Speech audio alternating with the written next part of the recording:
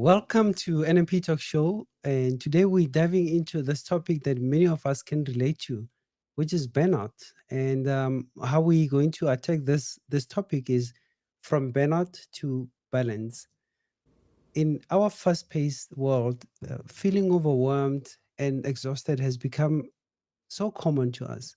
But how do we move from being burnt out to a place of harmony and well-being? So, joining us today to explain further on this, on how we can deal with this, is Dr. Santina Wheat. She's from Chicago. She's a renowned career and life coach and also a doctor. She will share insight in recognizing burnout, understanding its causes, and practical strategies to regain balance in our personal and professional lives. Whether you're feeling drained, you're feeling stressed, or simply you're seeking a healthier way to navigate your daily routine, this conversation aims to inspire and it will empower you to find your path back to a balanced life. So we want to welcome Santina. Dr. Santina, how are you doing? I am wonderful. Thank you so much for inviting me on today. It's so great to be here. Um, we are happy to have you on our show this evening. Well, it's the evening in South Africa and midday in Chicago. Mhm. Right. Glad we could make the time work out. Oh yeah. I was hoping that works for us. So, Dr. Santina, just tell us a little bit about yourself, so that we can get our audience get to know you a little better before we jump into our topic. Sure. So I am by training a family physician. In some other parts of the world, we don't have family physicians. We're known as general practitioners in other places. But my practice really is caring for everyone in the family, from newborns to our elderly and even delivering babies. I do everything in between. And Wow. what I do for most of my job is actually train other physicians to be family physicians. So in the US, after you finish medical school, you go through several years of supervised training while you're already a physician. And so for family medicine, that's 3 years. And so I direct a program where I help others get to be the best family physician that they can be. So that is my day job. I also am married and have two lovely daughters who do competitive dance. So I'm always busy with them. And all of this really has just led to a very busy lifestyle. And as I'm sure we will get to, I myself experienced burnout and overwhelm. And in the process of coming out of that, found that there were really some things that could help. And wanted to be able to support others in doing that as well. And so also became trained to be a career and life coach. And so I help support other people through finding that joy in their work and the ability to find balance between their home and work lives. Well, I think you're the best person to talk about this topic, how to find balance, because you've explained a lot of responsibilities that you have. I Mhm. mean, having to be a midwife. Did I get that right? Right? So I have delivered babies, absolutely, yes, but Delivered that's just part babies. of being a Yeah, family physician. yeah. I mean, that's a lot. Mhm. Bringing life to earth. Yes. It's quite it's something else. And also now you training and all of doing all of this. So we're looking forward to getting to know you better, and Mhm. especially how we can cope with burnout since you also were in that state and now obviously you're out of it. So the tips, I think my audience will be looking forward to it. And those that are joining us on Telegram, you welcome. Also, we have audience on Riverside. If you do have a question on Riverside, just type your question over there, and we'll be able to read it out. And on Telegram, raise your hand, and we'll pick you, and you can ask the question to our guest. So let's jump into our conversation now. What is or what are common signs and symptoms of burnout that medical professionals should be vigilant about in themselves? And so there are so many signs, and some of these things that I'm going to share are not just medical professionals. Many people experience burnout, unfortunately. But the things that I really look at are Do you not care anymore? Are the things that you're doing, whether it's at work, whether it's at home, do you not feel quite as engaged as you used to? Do you not feel the effort to go do those things? Not just I'm waking up on Monday morning and I'm tired and don't really feel like going to work, but I wake up that way every single day and I'm really, really dreading it the night before. Even if it's something that you used to love doing, that is often a sign. Also, sometimes people have physical signs. Maybe they feel like they're not sleeping quite as well. Maybe they're feeling their stress in their bodies. I will say I'm somebody that always holds it in my shoulders or in the back of my neck or gets headaches.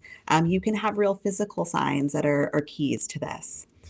You also might find that you're not quite the same person that you used to be. Maybe you're a little bit irritable and it's easier to get in an argument with you than it used to have been.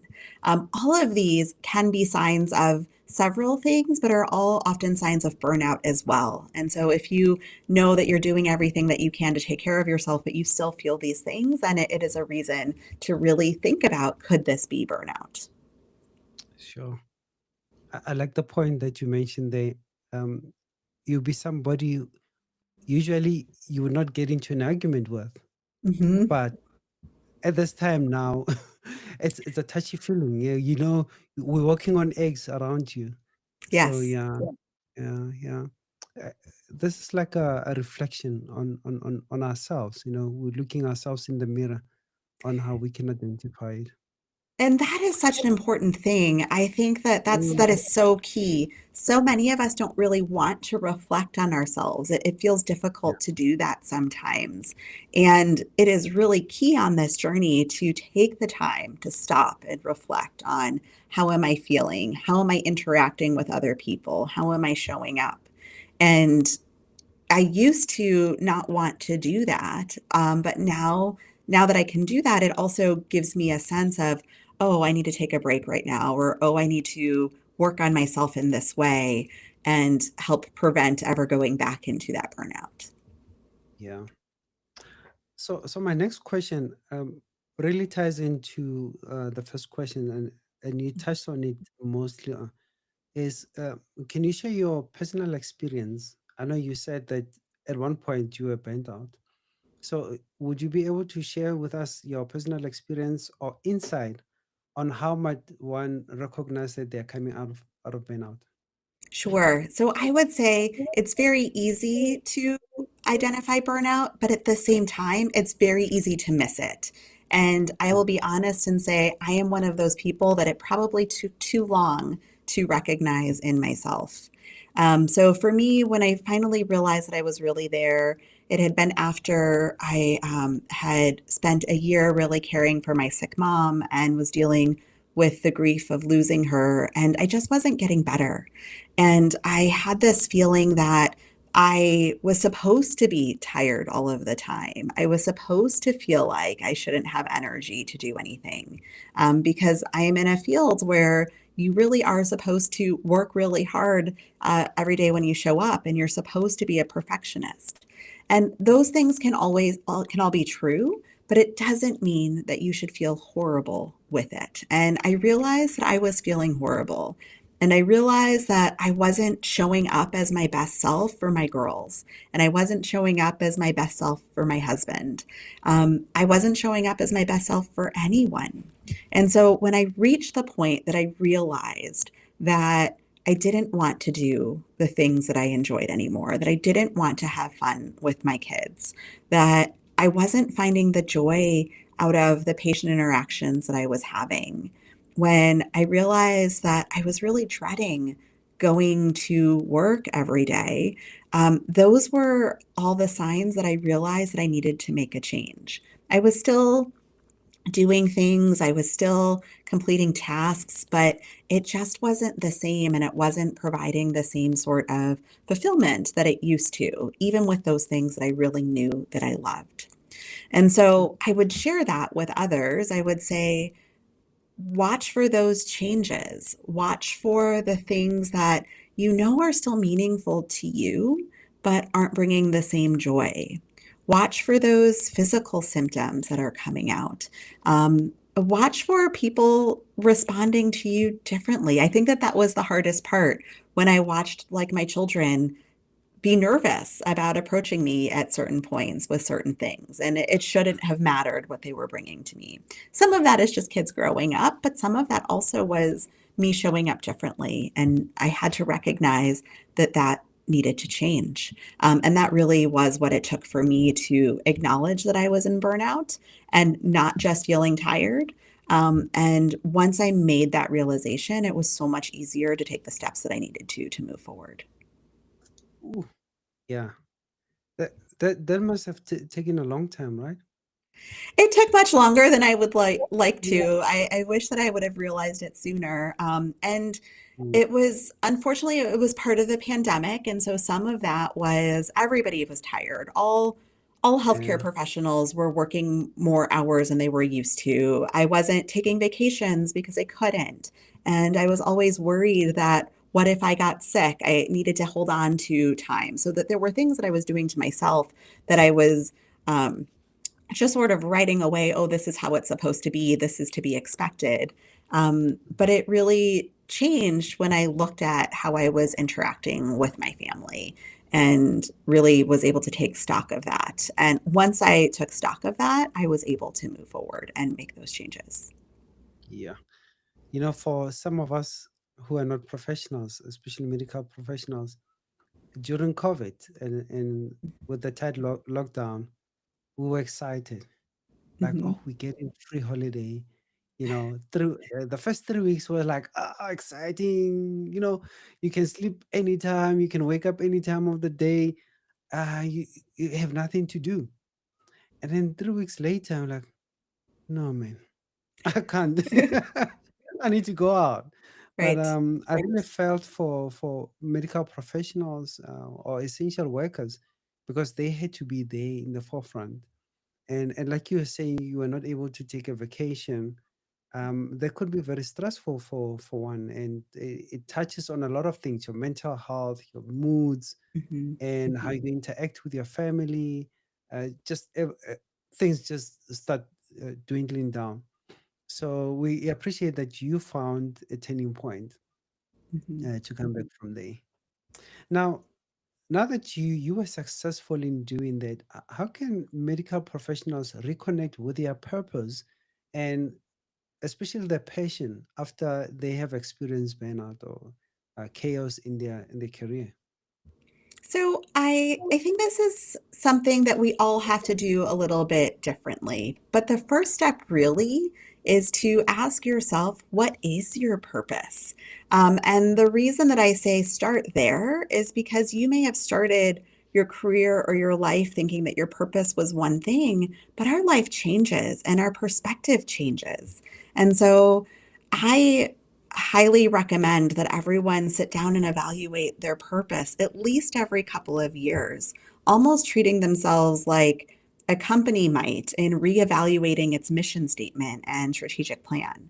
I actually have my own mission statement that I have hanging up over my desk in my home office because it helps remind me of what it is that I am really going forward for, not only at work, but in life, and hoping that those things align to the best that they can. So for me, the first step is really to be true with yourself about what is your purpose, not what other people tell you your purpose is supposed to be, not what your parent told you, not what your mentor told you, but really what is that thing in your gut that is there for you, and to make sure that you agree with that. And I apologize, there's an ambulance going by. Hopefully, it's not too loud. But the so starting with that and then creating a reminder for yourself. I often tell my clients to do what I do and post it over their computer so that they're seeing it every day, or write a little message to themselves and make it a photo that they can do as a background on their phone or on their computer. Yeah. Something little but visual that reminds you. There's also the strategy of using like an anchor. Maybe it's a picture that you have on your phone, like on the case, or that a piece of jewelry that you wear that reminds you of what it is that you are really connected to. And for me, that purpose isn't just about helping patients, it's also about making the world better for my kids. And so that purpose is not just symbols of work, it's also symbols of my family and how I'm doing those things together. And so that was my first recommendation, is to really identify what that is for you and put it in a place that you can have a reminder so that when those tough days come along, or when you're studying really hard to get to something, you can see that purpose and it can remind you of what you're doing. Awesome. So those have been your working strategies, right? Hmm. And I'm glad that you've been recommending others to do that for themselves. And when you're talking about, taking pictures, making a background on your phone, I've seen my wife would have, they call it vision board. Hmm. Yeah. So she would have a vision board, and then as a background on her phone. And at first I was like, why are you having such things here? I mean, to me, I felt like, I mean, this could have been done professionally. But Hmm. if you think about the purpose of it being there, it's not about that looking professional, but it's about reminding you of the things, the pieces in your life that you need to bring together and move Exactly. forward. Exactly. So yeah, it's all about understanding. Yes. Yes. So, to my audience, if you want to interject, jump into the conversation, you're more than welcome to do so. Send a message on Riverside, or you can raise your hand on Telegram, and we'll invite you to ask the questions. Not just questions, even the comments. Hmm. So, going forward, so we spoke about the strategies that you're using. Do you still have more that you would like to share, especially to the healthcare workers, in that they can manage their daily chaos and demands of their roles? Waking up early in the morning, working so many long hours could be a challenge for a healthcare worker. And if they are not planning their things, or they don't have a strategy, it could lead to burnout or chaos in their lives. So what else can you advise them to do? Absolutely. So the purpose is really just the first step. And then the next step is identifying what your priorities are. And then once you Mm, do that, you have to take a look at your day and take a look at your week and your month and your life and see what activities are you doing that really support those priorities and your purpose. And do everything that you can to minimize the things that are not in line with that. And so some of that requires some hard decisions. Some of that requires determining, am I in the right role for myself? Am I in the right role for my family? And the answer to that can absolutely be yes, and you still feel frustrated. And once you have figured that out, then it's, how do I implement small things during my day to help me take care of myself and help me honor my purpose and my priorities? And mm, it is very easy to say, oh, well, I'm not going to worry about that right now, or I can't worry about it until life slows down. The truth is, in healthcare, life doesn't slow down. We have to keep moving. And so today is the best day to start working on how you can take care of yourself. And so sometimes that means, what is the one thing I can do today to move forward? And so that might be, today I am going to take 3 minutes in between patients to take a few moments to breathe and ground myself so that my stress levels come down. And sometimes people will tell me, oh, but I don't have 3 minutes. And you really do have 3 minutes. It might not feel like it. It might not be 3 minutes in an emergency, but maybe it's after the emergency when you can mm, take stock of yourself before moving forward. Or maybe it's mm, 3 minutes before you walk into work that day, or 3 minutes after you walk out of work that day. But you can find little chunks of time. And I really focus on the little chunks and not the large ones, because the little mm. chunks are much more Mhm, manageable when you already have a busy schedule. You can start mm, with the little things And when you can see how those little things feel good, then you can add more on. And so maybe it's just I'm going to start my day today by drinking a glass of water. And that sounds like a sort of small and trite thing, but if you can start your day with taking care of yourself, it is easier to go through your day taking care of yourself because you have already started with that step. Um, Other things that I recommend that people do is have emergency things for them. And so sometimes I will tell people to have an emergency music album on their phone so that when they're having a bad day, they can reconnect with something that helps them. And that's something you can do many places. It could be in the car, it could be while you're walking home, it could be on your lunch hour or lunch 15 minutes, whatever it is. If you can reconnect with something that brings you back to you, then that is a good step. There's some larger strategies too of, can I delegate these tasks? Can I reassign these things so that it helps me help somebody else grow? Can I look at what areas do I need to grow in and put in some effort and investment there? And all of those are really important, but I find that starting with just the small ones can give you a little bit of a boost to get moving. And then you can think more about, okay, what other strategies do I really need to do to bring my life back into, I don't necessarily want to say a balance, but a harmony. I like that word too, of sort of where do you move sort of back and forth to find the push and pull that allows you to feel calm and joy within your heart. When you talk about taking small steps, it, Mhm. it always takes me back to a builder who's building a house. Yes. I don't know much about America, but here in South Africa, majority of our building are bricks and mortar. Hmm. So when you start building, that bricklayer would take only one brick at a time, Right. and they would be building a mansion of a Hmm. house, but they will take a brick at a time. So you take one brick, put it there, another brick, and so on and so forth. So, it's like in life, you have to start small, building up, and when you look back, you find that you have built a mansion. Right. So it's quite an interesting thought that you have there, and it really works. It does. It really does work. And even if you have a large goal, I recommend Mm, that people take that large goal and split it into smaller ones so that you can go mm, through step by step. Because, like you said, those individual bricks are really the foundation for getting you there.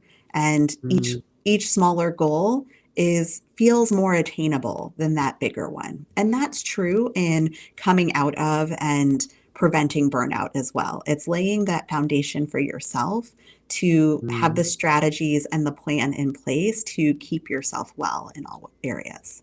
Yeah, yeah. So let's talk a little bit about the self-awareness. Mhm. Um, how is self-awareness so important in identifying your burnout, if you're burnout early, or are you taking proactive steps? That's a I don't know great if I'm question. yeah. Such a great question. And I will say that many of the Mm, people that I work with don't have great self awareness. And so mm, I will say to them, how do you know when you're starting to feel burnt out? How do you know when you're starting to get overwhelmed? And I would say most of the time, people tell me, I don't know. And I will say, well, can you think about the pain in your shoulders, or can you think about when your shoulders start to rise up to your ears as you get upset or nervous, or can you think about when you stop talking to people? All of us have different cues. And sometimes they can't tell me, even when we've gone through this for several sessions. And when we get to that point, I will usually ask them to ask a trusted friend or a trusted family member because sometimes, and I won't just say sometimes, often, other people can view us in a way that we can't view ourselves, but they can show us what we are seeing. And so sometimes you can ask a coworker who is very close or a family member to say, "How do you know when you have to start walking on eggshells with me?" And when they can ask that question, I've had clients who have had friends give them an entire list of the things that they start to notice. And my client was shocked at the things that they could see. But when somebody calls your attention to it, or you can say, approach yourself with curiosity of, I snapped at that person today. What made me Mm. do that? When you can stop and ask that question, you can dig a little bit deeper into what those things are. So when you see those signs, you can then move forward and say, I see this sign coming. What's going on with me? What can I do to bring myself back so that I don't hit that stress point? Sure. I think that that's a difficult one to do because every one of us have this protective wall around them, So true. and and we don't want to come across being vulnerable. So asking people to give you signs or to let you know when you have a change, in Hmm. your attitude, sometimes you feel like they would then have power over you. So so it's That is quite a a good point. yeah, yeah. It's quite an interesting fact there, right? It is, and the truth is Mm. that when you are unable to be vulnerable, though, when you feel like that, you are actually setting yourself up for more burnout because that feeling of I have to be perfect all of the time is one of those things Mm. that leads us there. So as a funny, little piece, one of the things that I tell people when they meet me to help them with me is I will say to them, if you notice that I'm starting to be cranky, if I'm starting to get a little bit irritable and you're not sure where it's coming from, ask me the question, have you eaten recently? Because for me, that's one of my easy ones. It's one of my easy cues. If I haven't taken the time to stop and have a meal, then Mm. I will sometimes start to show those things. And I have found that when I do that, You're hungry. I am hangry. That is the word I use. Hungry. Yes. That's absolutely right. And I've been using that with my youngest daughter recently too, to tell us what to Yeah, try to get her to learn about this. But when yeah. I provide that cue, I sometimes find that when I've given them the permission to tell me something about me being hangry, that they're able to Mm, be curious with me of, oh, what's going on? You seem a little bit different today. And it doesn't mm, come off in a negative way, but by me providing that vulnerability, it allows them to also be vulnerable with me. They feel like that's okay. Um, and when we can create a culture that allows us to have that back and forth, then it allows us all to be a little bit more balanced and a little bit more well. yeah. But that fear that you Right. mentioned, it's a real one. It is, eh? Sure. I mean, it goes across the board. Even though our show is all about, medical people, Mhm. professionals, um, it works it applies to everyone. Mhm. You don't have to be a professional or anything. We go through a lot as Yes. humankind. So we do really need to stop sometimes, recalculate, pause, Mhm. reflect, and to see if where we're going, it's not towards our burnout, but to our success. Mhm. Now let's see this. Now you are working full time. Mhm. You're a professional, medical professional. I don't know about medical profession. Do you ever take your work home? I do, but I do it as a choice. I know that's not for everyone, but it works for me. You take your patients home? I don't take my patients home, but because No, no, no. because of my Really? role, I get to teach from home. Yes. Yeah, yeah. Because now I'm thinking about those that are not medical professionals. Mhm. They do office work, Yes. managerial levels. So they would normally take work from home.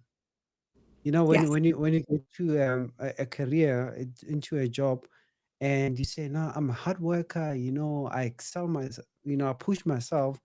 And when that happens, now you have to work 8 hours, even more, Mhm. in the office, and you come back home, you work throughout the night just because you have to get those deadlines.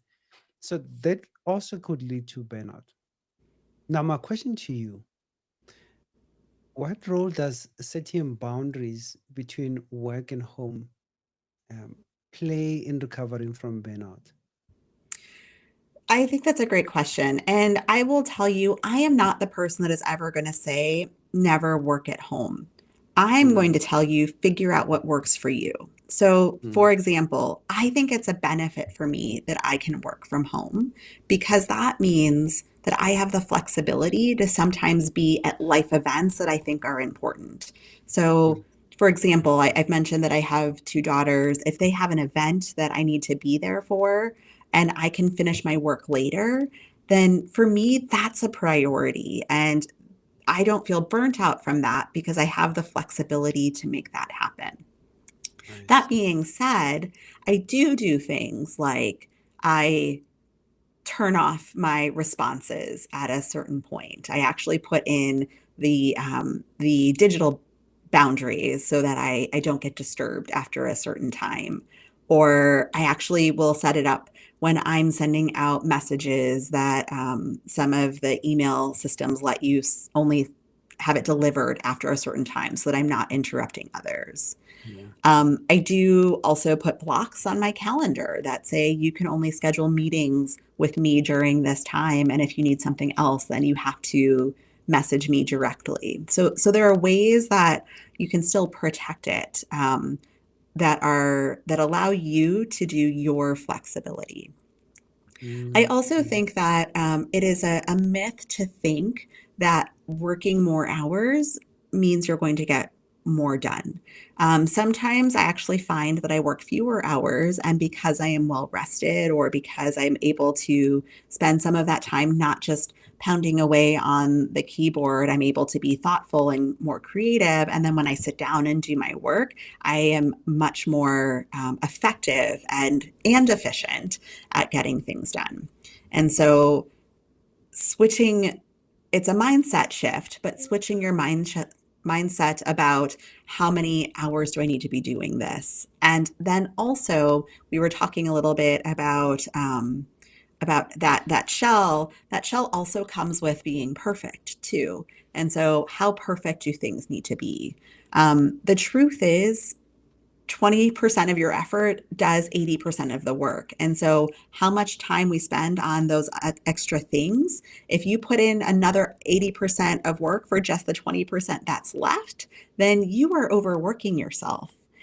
mm. And it sounds a little bit backwards, but we get most of that work done really quickly. And then we spend this other time tweaking and trying to perfect. And sometimes that doesn't need to be there. Sometimes that extra tweaking and trying to perfect just makes us turn the thing in later or spend extra hours on it so that we're not sleeping. So, again, this requires that reflection of how much extra am I actually doing? Am I actually causing myself to work more hours without much benefit?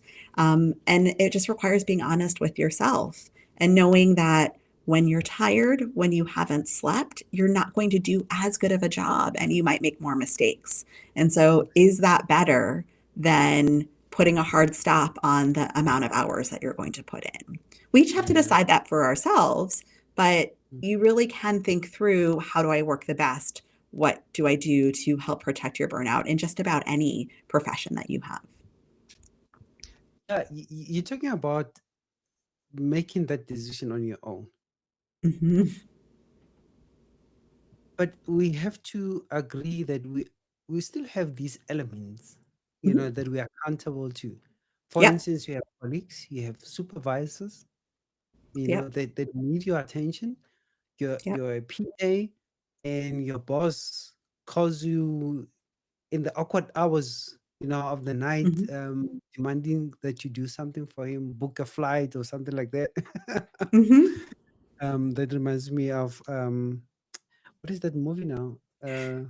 The brother. What? Yeah, I'll just remember it. So anyway, how can medical professionals effectively communicate their needs and their boundaries to the colleagues or even the supervisors. Absolutely. So one of the things that I've run into boundaries I is remember Devil Wears Prada. yes. Yes, Yeah. that was a learning point for boundaries. Absolutely. Oh Um, yeah. one of the things Oh, that I have before you found join in, is that before you comment, sorry, sure, sorry, I apologize. no worries. Um, we do have an audience Yeah. that's looking to, I don't know, comment or ask a question. Let's give them a Hilda, you can unmute yourself. Welcome to NMP Talk Show.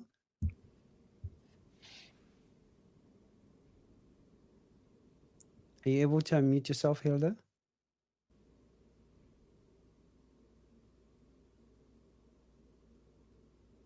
Okay, we seem to be having a technical issue with Hilda's device there.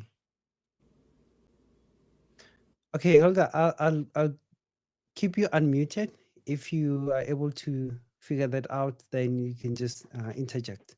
So sorry about that, Santina. You can please continue. Oh no, absolutely. I Yeah. think one of the pieces that I have found really often is that sometimes we think things are expected of us without having all of the information. And so sometimes we think that somebody is pushing on our boundaries and they don't necessarily mean to. So, for Mhm. example, if your supervisor calls and says, I need this thing done, if you don't ever ask the question of when do you need it done by, are Yeah. there other resources that can help me? Then you Mm. might think that they mean, oh, it needs to be done by tomorrow when you stay up all night getting that thing done. And so the first step for assessing our boundaries really is having an understanding of what the request is. So I would say that's Okay. number one. Understanding. And Okay. and then the next is being honest about your own capacity. So if they say, I do need that by tomorrow, then you can say to them, okay, that's fine. What other thing would you like me to not prioritize to get this done? And so being really honest about that, I might be at Mhm. my limit, or this is what I will have to do in order to make that clear, that making sure the expectations are clear on both sides can really help with that. And then the third is if you don't think you're actually going to be able to get it done, to say, are there other resources that can help me so that you get some help? I have been surprised in my own experience of requests being made of me. And I was able to say, I don't think I can get this done unless I get this sort of support. And they were happy Mm. to provide it, but wouldn't have brought it up had I not answered it or asked for it. So sometimes it's really just asking more questions and asking for the help that we need and clarifying the expectations so that everyone is on the same page. I find that that's the most important first couple of things to do when you're trying to hold on to your boundaries and protect your own well-being. I think that's a clever way of approach that you just related there, because if I'm a supervisor or I'm your manager and I'm instructing you to do something, sometimes I don't think that I have given you other work as well, you know. Mhm. And my concentration or my focus is on this thing that I'm requiring you to do now, Right. and forgetting that the whole day I've been focusing on other things that they were required, as urgent as this thing now. So those questions that you've been asking, they really are helpful, and I think majority of us do not get to ask those questions, and then we just say, okay, we'll get it done, and then we Right. don't even sleep. Yeah, sure. Thanks for that. Very, very insightful. And then So also as a supervisor, I want to help my team. I want them to be mm, successful. So mm, it helps on both ends. So if my team members say to me, I'm not sure at when you need this by, can you provide some more guidance? I'm always happy to do that because I don't always realize that I haven't given them enough information. yeah, yeah. Hmm. So now we're talking about somebody who's now coming out of this chaotic Mhm. situation, or they are burnt out. They have exhausted every ounce of energy in them. their mental capacity, their mental well-being. Mhm. So, do you have ways that you can recommend on in rebuilding the resilience and the mental wellness after that period of time, that So period of first, intense stress? Yeah.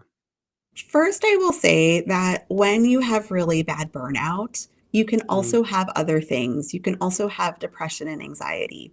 And if yeah. you have those, it is important to know that all of the strategies for burnout aren't necessarily going to fix those. And so it is Mm, still important to consider treatment for depression and anxiety along the way. But when you're in burnout, I highly recommend coaching because it can help you come out of it. It helps you have a place to process and to reflect. But if you don't feel like that you can go through coaching, there are also ways that you can coach yourself. You can ask yourself, what are the things that I need right now? And really, like I said, starting with your purpose is the first step. What is it that you're working for? What are the priorities that you have? Sometimes they don't completely align, and you have to figure out your best of what is going to align.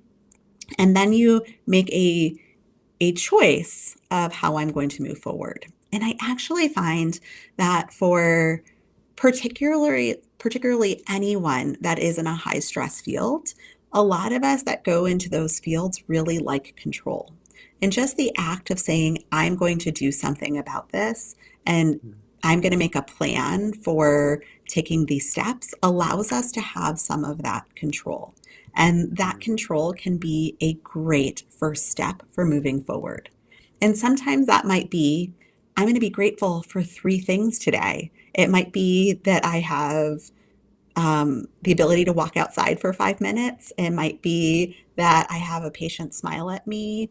It might be that I turned on my computer today. They can be small little things, but mm, you can take the control to have those next steps. And so I find that starting with purpose, adding in gratitude, and then adding in moments throughout your day where you can be calm and recentered are the best starting points. Because when you can do those, you provide the space to do the other things that you need to do to remove some of the chaos in your life. And if you can't remove that chaos from your life, to have better capacity to deal with it and not feel so spent by some of the chaos, because some of the chaos isn't going to go away. no, no. We just have to deal with it, eh? Yes, but sometimes we can make ourselves have better capacity to do that. Yeah, yeah, yeah. So, when should a healthcare worker consider making a significant shift in their career or their workload?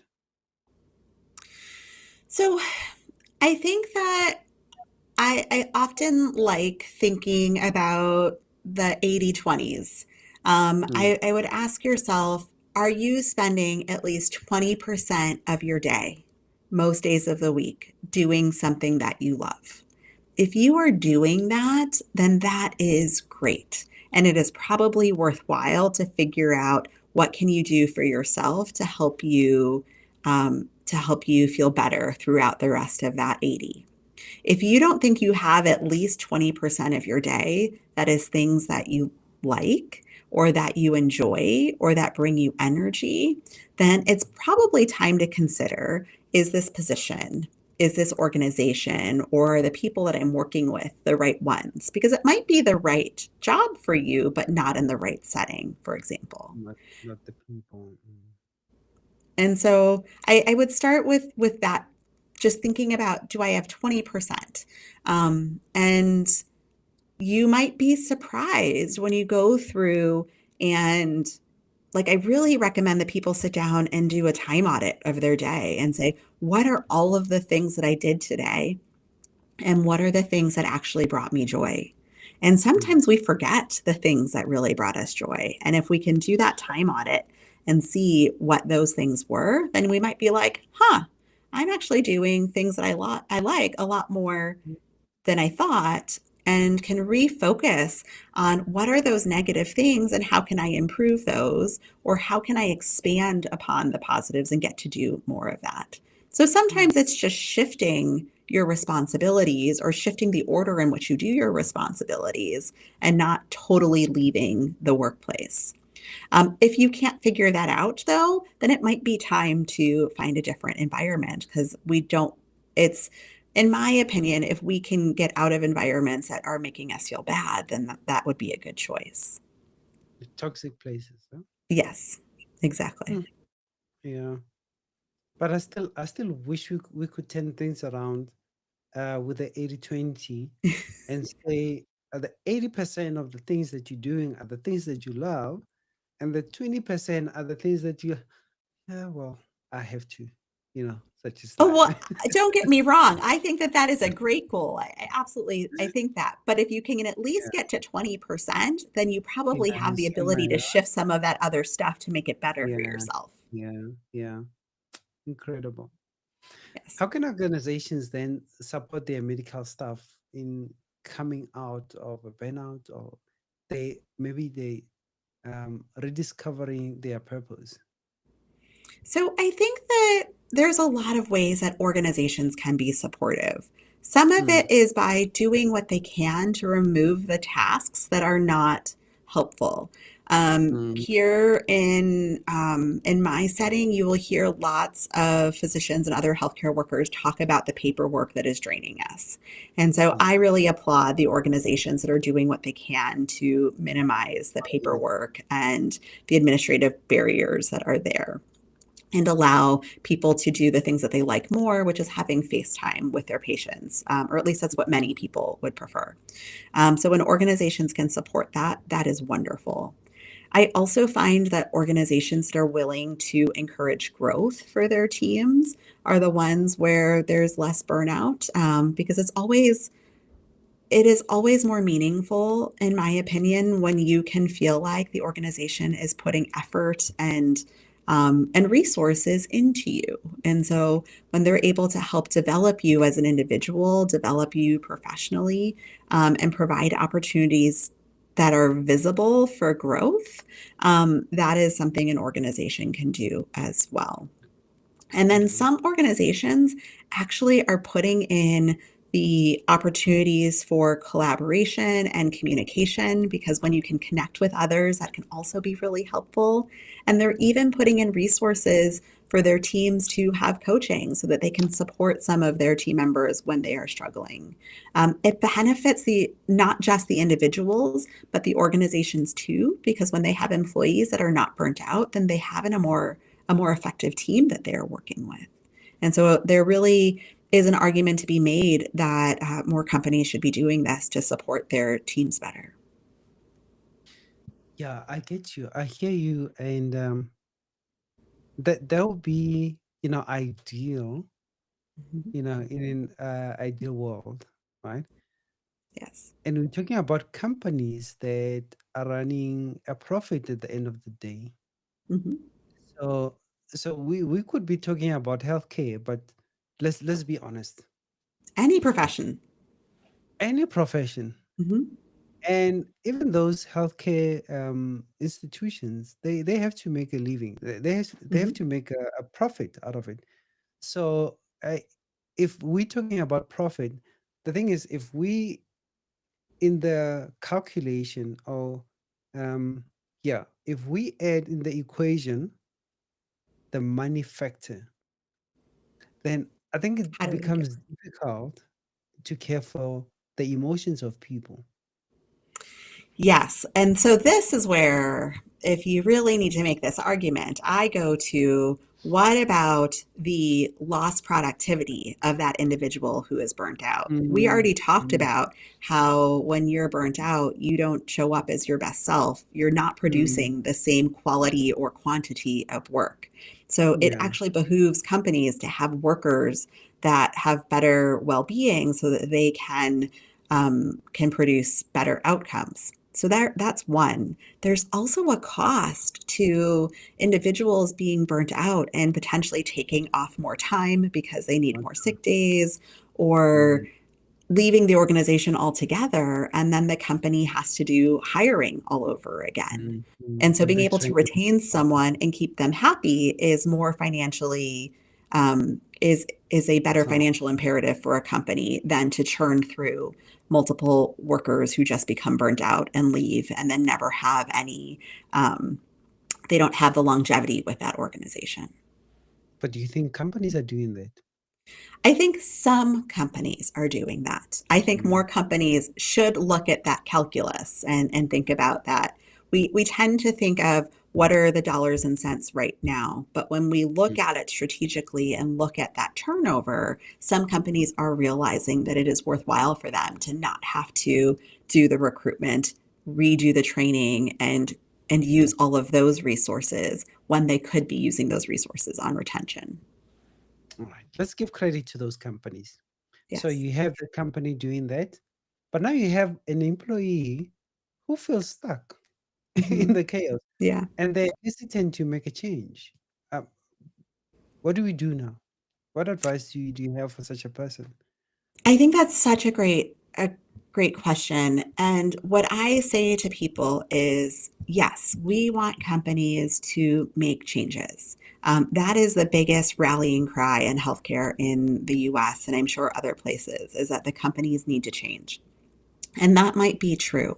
But I have seen people that are happy in and people that are miserable in the exact same company. So we Mm, have an obligation to ourselves to take care of ourselves too. And so you can still be happier than you currently are, even if your company doesn't make changes. And so mm, what are the pieces that you can control? What are the pieces that will allow you to show up for yourself? I don't even care if you show up for them, but show up for yourself and yourself. have the best life that you can. You have control over that. That doesn't ignore the pieces that the companies need to fix, but you still have control over you. And so, what's the one thing that you can do to take control for yourself? And Mm, sometimes that's advocating for changes in the company. But what is the one thing that you can do for yourself? sure. Interesting. Are there specific techniques or practices you recommend for the managers? In fact, for managing expectation both at work and even at home. Absolutely. I think that the biggest thing to start with is communication.